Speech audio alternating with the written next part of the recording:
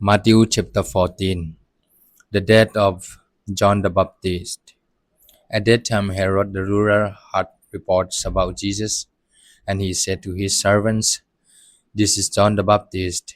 He has been raised from the dead, and for this reason these powers are at work in him."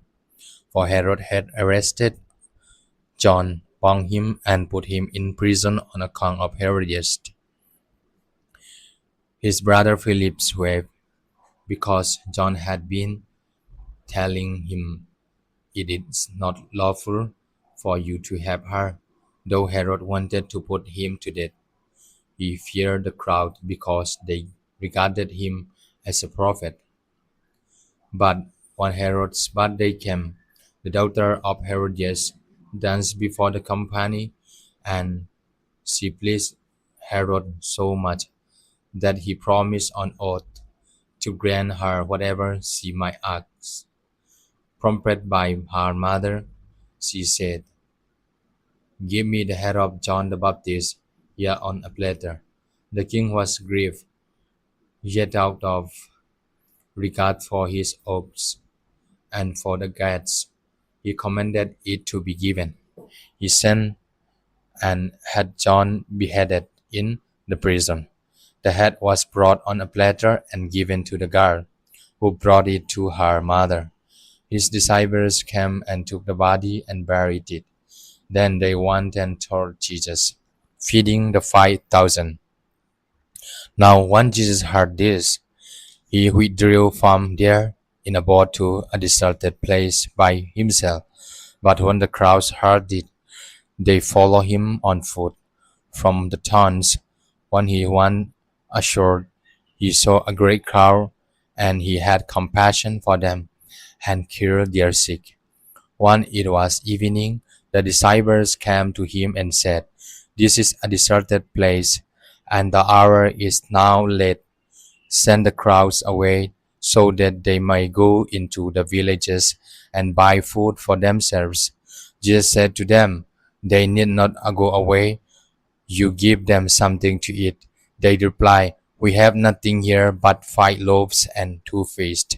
And he said, "Bring them here to me." Then he ordered the crowds to sit down on the grass. Taking the 5 loaves and the 2 fish, he looked up to heaven and blessed, and broke the loaves and gave them to the disciples, and the disciples gave them to the crowds. And all ate and were filled, and they took up what was left over of the broken pieces, 12 basketfuls, and those who ate were about 5,000 men, beside women and children. Jesus walks on the water.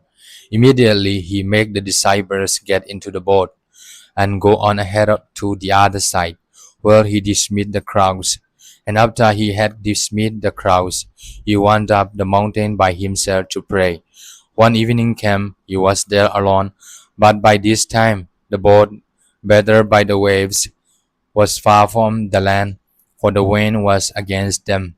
And early in the morning he came walking toward them on the sea. But when the disciples saw him walking on the sea, they were terrified, saying, "It is a ghost," and they cried out in fear. But immediately Jesus spoke to them and said, "Take heart, it is I. Do not be afraid." Peter answered him, "Lord, if it is you, command me to come to you on the water."